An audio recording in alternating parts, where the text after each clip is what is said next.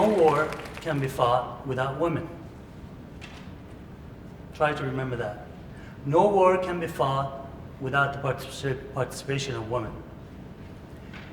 And yet, war has always had a masculine narrative. War has always been told from the perspective of a male. The irony is that for every man that participates in the front lines of a war and fights, there is at least one, and most probably 2, 3, or 4 women that fight a different war in the home front, or maybe by his side, but he doesn't see them. The problem today with scholarship in women and gender and in war studies is that we tend to keep going with this injustice that is done in the matter of scholarship when it comes to studying women in wars. Generally speaking, women have always been participants in wars since times immemorial. There's plenty of sources for that. We all know that. But for one reason or another, we don't pay attention. The accolades such as bravery and sacrifice is usually given to men. They are celebrated as the national heroes. The women usually are the periphery. They get a nod, and they might get a thank you, but that's about it. Even in the current age today, when there are many brave women that do the fighting and make the sacrificing and are very brave in the front lines, we have to go to specialized books or articles and read between the lines to learn about them. This is no truer in the case of the women of the Middle East. In the case of the Middle Eastern woman, there is an inherent issue that is related to bias and prejudice against a certain kind of woman. Those women are the ones that we may not, we meaning the people that are researching in the field of women and gender studies or in war studies, we in the West do not see eye to eye with many of these women simply because of our cultural differences, simply because of our political differences, and their expression of womanhood and how they suppose and how they should feel as women. That difference, in essence, has become a bias that either consciously or unconsciously in some ways is prohibiting us from understanding women in general and their participation in war. So the history that is written about wars, about the Middle East, the field of women and gender is lopsided to the disadvantage of women because we are not taking into consideration the entire population of women that actually do participate in wars. Let me give you an example, and maybe this will make it clear. In 1980, Saddam Hussein invaded Iran without any serious provocation. From the minute that the war started, nobody imagined that this would be the longest war of the 20th century. It kept going and going for 8 long years.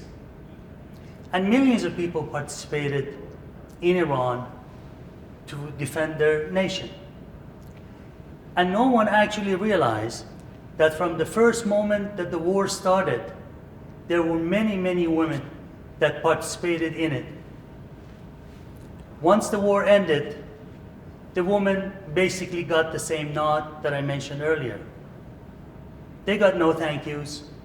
Nobody gave them a commendation. They didn't receive medals, and no street or roundabout or an alley was named after them. Thousands upon thousands of women were actually disabled by either directly or indirectly participating in the war itself. As you see in this photo, the only woman in the back of this truck is an unknown woman that up until very recently, nobody had mentioned in the general scholarship about this woman. This photo was taken only 48 hours after the invasion of Iran, and the Iraqis were only a stone's throw away from this location where this photo was taken. As you see, the kind of woman that I was talking about, that we tend to turn a blind eye, is exactly her. Her name is Shahnaz. Shahnaz came from a very poor family. She was undereducated, in her late teens, and she was quite religious and conservative. And in general, whoever in Iran today we think of as a religious woman or a conservative woman that might wear a hijab, that might wear no makeup, that might have a provincial accent, or when sometimes people make fun of them, people that have the facial hair that is obvious to everyone, we most likely are to connect them with the regime in Iran, with the government, with the Islamic Republic. We do not take a look into their lives, into the circumstances as to why they participated in the war.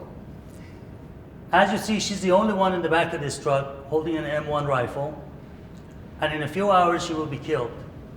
She was the first woman casualty in combat in the Iran-Iraq war. Here's another photo. These are women in Abadan.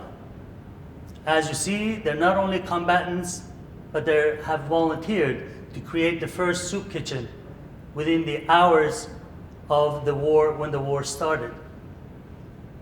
We do not focus on these women for the same reason that I just told you. And hence, we have this lopsided idea about how women participate in conflicts. Let me give you a good example of a group of women that nobody knew anything about till very recently.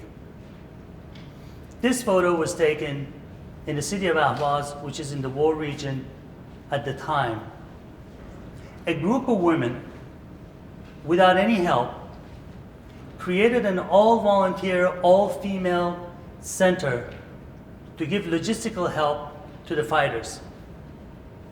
What happened was, these women that were by majority undereducated, from lower socioeconomic backgrounds, and highly conservative in their approach with social values and social mores, they all got together and they created this laundry facility.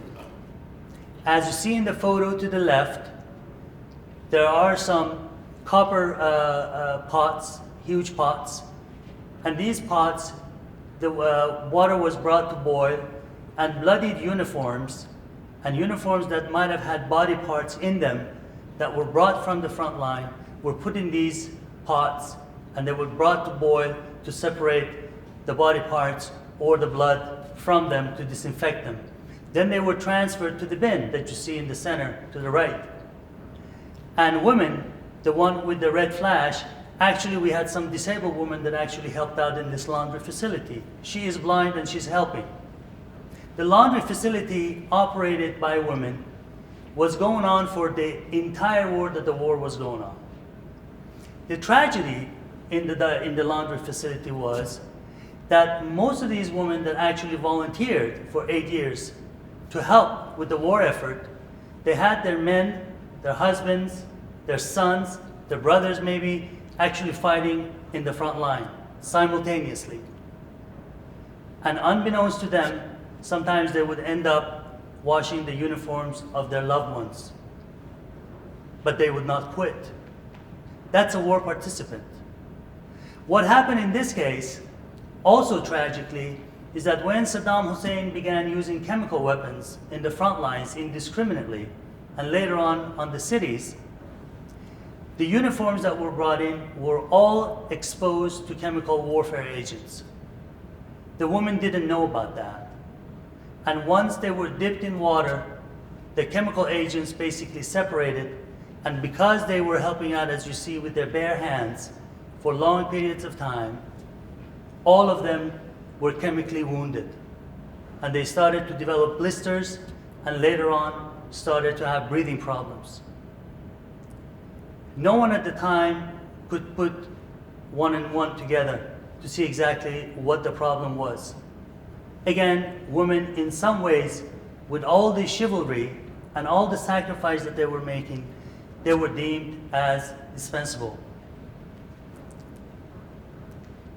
What happened was years later, the woman that had participated in the laundry facility and helped, or maybe they had gone to the front lines as surgeons, as medical technicians, first responders, or nurses, there were thousands of them, they were all affected by the chemical weapons.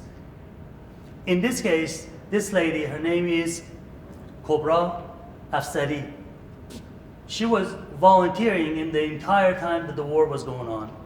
4 of her sons also volunteered in the war. They were all chemically wounded. And what happened to her was that after she came back, she got the attention of the public by being the one that actually had helped the state fight a war. So yet another tragedy is going to be basically meeting these women, because the women that participated in the war were seen as the women that actually helped the state. So they became an arm of the Islamic Republic in some ways. So their pain and suffering and sacrifices, bravery was all forgotten. In this circumstance, she was not even allowed to receive any state's help or pension because of her volunteering. She died due to her chemical injuries that she had sustained during the war. So what do we do with all this information? I'm here to tell you that the field of women and gender, field of Middle Eastern studies, conflict studies, Iranian studies, we are all ignoring a huge part, maybe half of the great part of what makes a good scholarship, and that is by being inclusive.